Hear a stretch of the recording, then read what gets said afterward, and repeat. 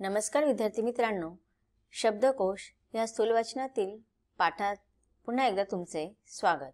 आज आपण बालभारती पाठ्यपुस्तकातील धडा क्रमांक 20 अभ्यासणार आहोत। शब्दकोशाचा या पाठाचा हा सेशन क्रमांक 3 आहे। यामध्ये आपण पाठाचा उर्वरित परिच्छेद अभ्यासणार आहोत आणि त्यानंतर पाठाखालील स्वाध्याय पाहणार आहोत। चला तर आपण पाठाच्या पुढील परिच्छेदाकडे वळूया। अनुरेणुतीन शब्द प्रकटित चला चला पुढती, विज्ञानाचा प्रकाश आला घडी दिव्य क्रांती। या कवितेतील अवघड शब्दांचा, कठीण शब्दांचा आपण शब्दकोशामध्ये अर्थ कसा समजून घ्यायचा ते पाहणार आहोत। याच्यातील कठीण शब्द आहेत अनुरेणुतीन, प्रगटती, विज्ञान, प्रकाश, दिव्य आणि क्रांती। मग आता जर आपण अनुरेणू हा शब्द जर घेतला, पहिला आपण शब्द आकारानुसार घ्यायचा आहे। तर पहिला येत आहे शब्द अनुरेणू। मग त्याच्यातील ज्या शब्दांमध्ये प्रत्यय लागला असेल तो प्रत्यय काढून टाकायचा आणि मूळ शब्द शोधायचा। त्याच्यातील सामान्य रूप सुद्धा काढून टाकायचं आणि मूळ शब्द म्हणजेच मूळ धातू शब्द असेल तो घ्यायचा आणि तो शब्द शोधायचा। मग अशा रीतीने अनुरेणू, प्रकट, विज्ञान, प्रकाश, दिव्य, क्रांती हा 6 शब्द आता आपण याच्यातून काढलेले आहेत आणि त्यांचा आता या शब्दांचा आता आपण क्रम लावूया। आपल्या वर्णमालेनुसार यांची पहिले अक्षरे कुठल्या क्रमाने येतात ते पाहू। आता बघा, इथे जे पहिलं अक्षर आहे अनुरेणूतील अ, प्रकट मधील प्र, विज्ञान मधील वि, प्रकाश मधील प्र, दिव्य मधील दी, क्रांती मधील क्रा, हे वर्णमालेनुसार आपल्याला यांच्या पहिल्या अक्षरावरना ते कोणत्या क्रमानुसार येणार आहेत ते पाहणार आहोत। आता अर्थातच स्वरापासून सुरू होणाऱ्या शब्दांचा क्रम आधी लागेल। तर मूळाक्षरे शिकताना आपण पहिलं स्वर शिकतो आणि नंतर व्यंजन। मग स्वरानुसार पहिलं पाहायचं की अ स्वर पाहायचं, पहिलं सगळं अ मध्ये जर पाहिलं तर अ येतो की नाही, म्हणजे अनुरेणू। नंतर आ आहे का, ई, उ असं सगळं बघायचे। मग आता अ पाहिले तर फक्त अच येत आहेत, इतर स्वर इथे येत नाही, म्हणून मग अनुरेणू हा आधी येईल आणि त्याचा पहिला क्रमांक आहे। त्यानंतर उरलेले 5 पैकी कुठलं अक्षर आधी येईल ते पाहूया आता आपण। प्रकट, विज्ञान, प्रकाश, दिव्य आणि क्रांती यानंतर पहिलं अक्षर कोणते येणार। आता ह्या 6 अक्षरांपैकी पहिलं अक्षर अनुरेणू येते, त्याचा पहिला क्रमांक येईल। आता उरलेले 5 अक्षर आपण बघूया। आता याच्यामध्ये अ ते अम पर्यंत दुसरे स्वर कोणतेच याच्यात नाहीये। मग आपल्याला मूळाक्षरापासून म्हणजेच व्यंजनापासून पाहायचे आहेत। मग व्यंजनामध्ये पहिला अक्षर कोणता असतो, क। यात साहजिक स्वरानंतर येणारे पहिले व्यंजन क, म्हणजे दुसऱ्या क्रमांकाला आपला क्रांती येईल। नंतर क्रम येईल दिव्य मधील द चा, मग येतील प्रकट आणि प्रकाश, सर्वात शेवटी येईल मग विज्ञान। मग आता बघा, प्रकट आणि प्रकाश हे यांच्या सुरुवातीला प्र येत आहेत की नाही, किंवा आता प्रकट आणि प्रकाश यामध्ये प्र नंतरचा शब्द बघायचा। आता जर समजा कधी कधी 2 किंवा 3 शब्दांचे आद्य अक्षर सारखेच असतील, समान असतील, मग ते शोधल्यानंतर त्याच्यात नंतरचा जो शब्द अक्षर असेल तो अक्षर पाहायचा। आता प्रकट आणि प्रकाश याच्यामध्ये पहिले आद्य अक्षर त्यांचे प्र येते, पण नंतर दुसरं क आणि का हे येतात की नाही। मग तर क आणि का आता याच्यामध्ये आपल्याला पाहायचंय की पहिलं क येतं की का, बाराखडीनुसार आपण क, का, की बोलतो की नाही। मग पहिलं क येतं आणि नंतर मग का, म्हणजे आपण प्रकट आणि प्रकाश याच्यामधील पहिला शब्द येणार प्रकट आणि दुसरा शब्द येणार प्रकाश। तर क आणि का आता तुम्ही सांगा, क आणि का यापैकी कोणाचा क्रम आधी लागेल, अर्थात क चा, म्हणून प्रकट आधी येईल आणि प्रकाश नंतर। मग आता आपला क्रम तयार झालेला आहे। पहिला आपण शोधताना अनुरेणू, नंतर क्रांती, दिव्य, प्रकट आणि प्रकाश आणि सगळ्यात शेवटी आहे विज्ञान। सोपे आहे की नाही। मग आता आपण बाराखडीनुसार किंवा आकार चिन्हानुसार क्रम लावलेला आहे। यामध्ये पण बघा, क्रांती, प्रकट, प्रकाश यामध्ये पहिले अक्षर जोडाक्षरे आहेत। आता हे जोडाक्षर असलेले शब्द कसे शोधायचे, तर अ पासून अ पर्यंतचे शब्द संपले की मग जोडाक्षरे सुरू होतात। आपण बाराखडी शिकले की नाही, अ ते अहम पर्यंत, औम पर्यंत, जसं क, क, का, की, के, तसं कम पर्यंत। मग त्याच्यानंतर औ पर्यंतचे अक्षर असतात, त्याच्यानंतर मग आपले जोडाक्षरे सुरू होतात। म्हणजे क पासून ते क पर्यंतचे शब्द संपले की जोडाक्षरे सुरू होतील। त्यात क अधिक र म्हणजे क्र शोधायचा, मग क्र शोधायचा, त्यावर अनुस्वार असलेले शब्द शोधायचे, तेव्हा मग आपल्याला क्रांती शब्द सापडेल।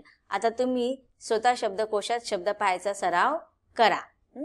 तर अशा रीतीने बघा, आपल्याला जेव्हा शब्दकोशामध्ये शब्द शोधायचे असतात तर काय काय केलं पाहिजे, आपण पहिला आद्य अक्षर लक्षात घेतो, आद्य अक्षरानुसार ते स्वरमध्ये आहे की व्यंजनमध्ये आहे ते पाहतो, त्याच्यानंतर त्या शब्दाच्या पाठीमागे जर प्रत्यय असेल तर ते काढून टाकतो आणि त्याच्यानंतर सामान्य रूप बदलून आपण मूळ रूप जे असतं, मूळ धातू तयार करतो. मग अशानुसार त्याच्यानुसार मग आपण क्रम लावतो आणि त्या क्रमानुसार मग आपण शब्दकोशामध्ये शब्द शोधतो.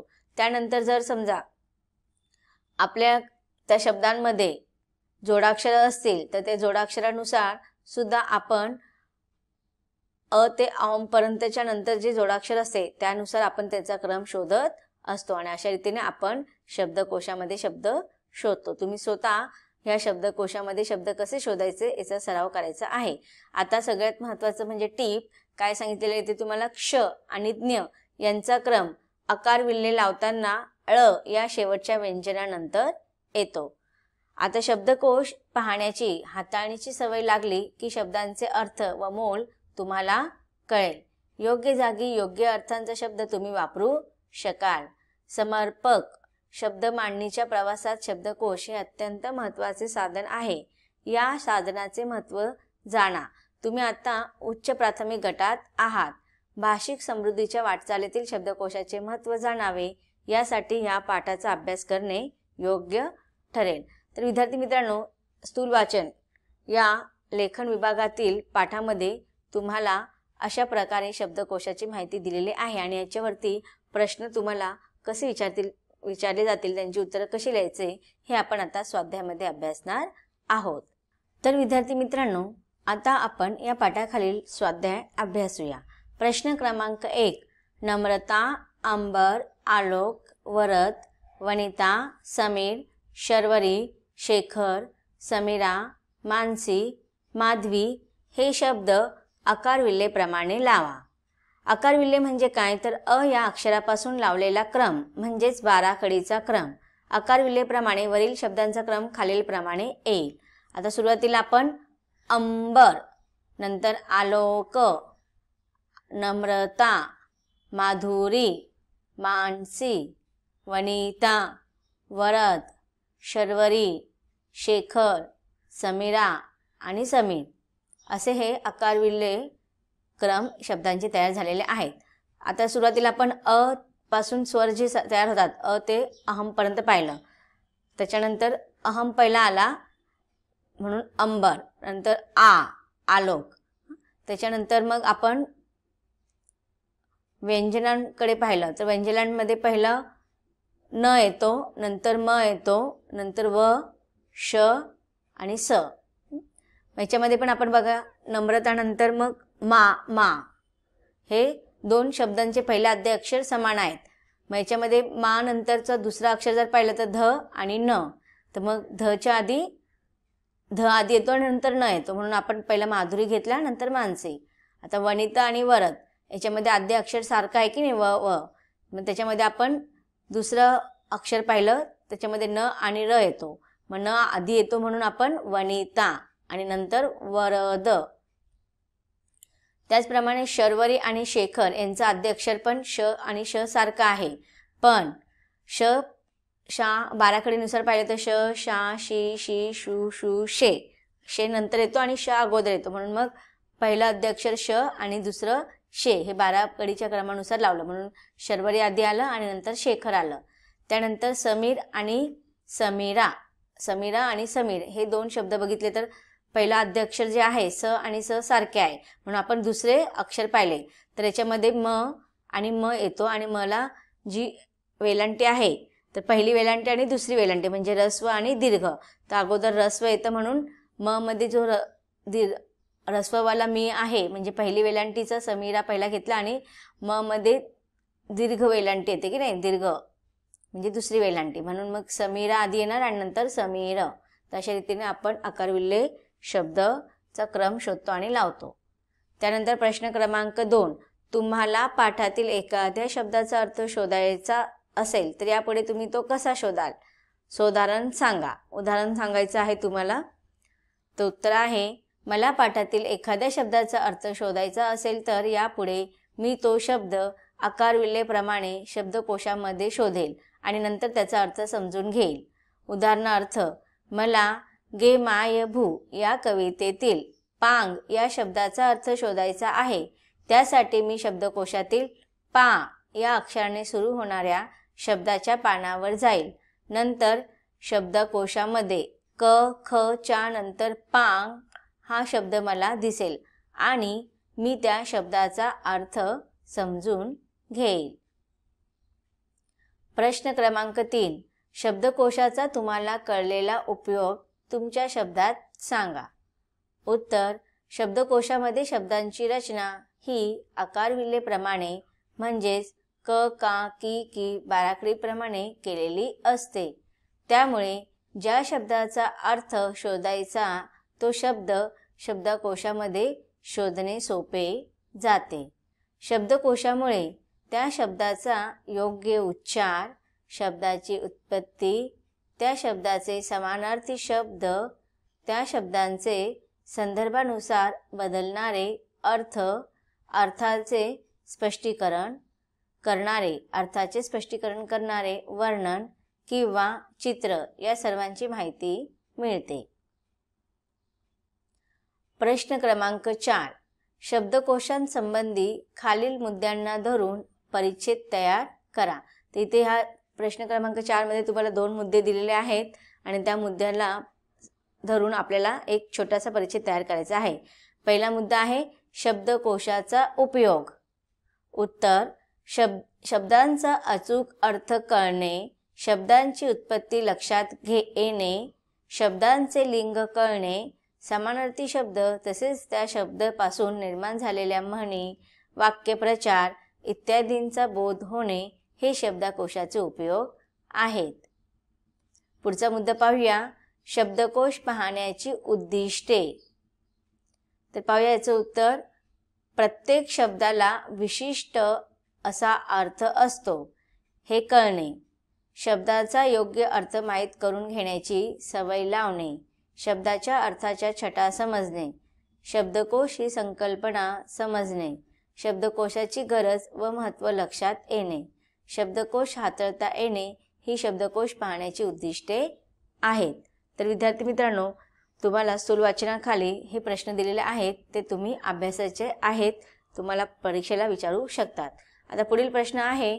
खालील काही कवी आणि कवयित्री यांच्या प्रसिद्ध कवितांच्या ओळी दिलेल्या आहेत. या ओळी कोणाच्या आहेत त्याचा शोध घ्यायचा आहे आणि दिलेल्या चौकटीमध्ये त्यांची नावं लिहायची आहेत.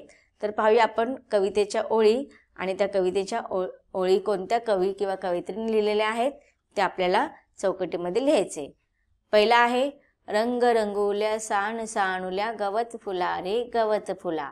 तर ही कविता कोणत्या कवयित्रींची आहे तर त्यांचं नाव आहे इंदिरा संत. मग तुम्ही त्या चौकटीमध्ये त्या कवयित्रींचं नाव लिहायचं आहे इंदिरा संत. नंतर आहे आनंदी आनंदगडे इकडे तिकडे चोहीकडे. तर ही कवितेची ओळ कोणत्या कवींची आहे तर बालकवी म्हणजेच त्यांचं पूर्ण नाव आहे त्र्यंबक बापूजी ठोंबरे. नंतरच्या कवितेची ओळी आहे या बालांनो या रे या लवकर भरभर सारे या. तर ही भारा तांबे यांच्या कवितेतील ही ओळ आहे. एका तळ्यात होती बदके पिल्ले सुरेख. गदी माडगुळकर ह्या कवींची ही कवितेतील ओळी आहे. नेमजसीने परत मातृभूमीला सागरा प्राण तळमळला.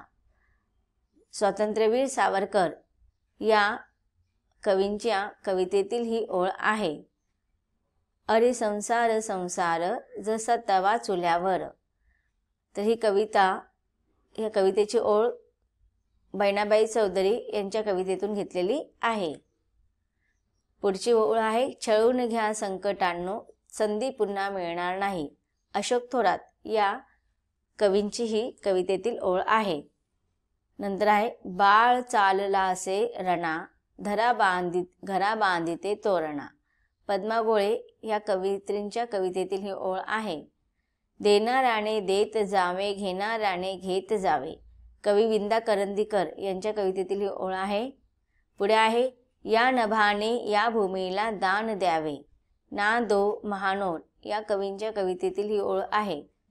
पुढे आहे खरा तो एकची धर्म जगाला प्रेम अर्पावे. साने गुरुजी यांच्या कवितेतील ही ओळ आहे. आई एक नाव असतं, घरातल्या घरात गजबजलेलं गाव असतं. तर ही फमू शिंदे या कवींच्या कवितेतील ओळ आहे.